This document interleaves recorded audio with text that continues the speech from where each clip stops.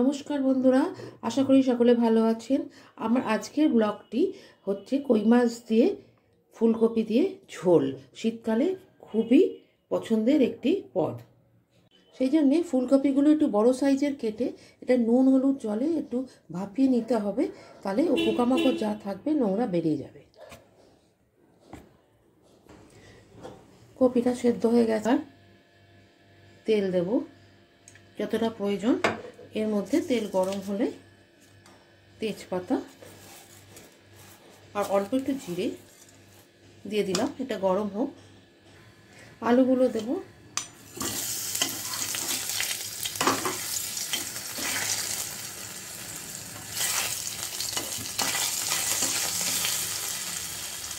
কপিগুলো দিয়ে দেবো।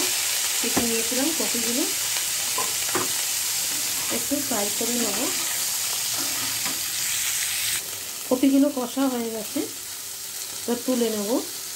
এবার আমি আদা, লঙ্কা, কাশ্মীরি লাল মির্চ, হলুদ আর নুন এটা দিয়ে কষে নিচ্ছি।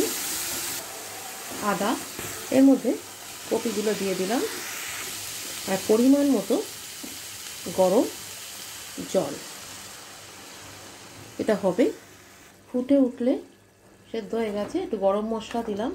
এবার মাছগুলো দিয়ে দেব, মাছগুলো দিয়ে নামিয়ে নেব। হয়ে গেল আমার কই মাছ দিয়ে কপি ঝোল। শীতকালীন সবজি ফুলকপি দিয়ে কই মাছ আমার রেডি।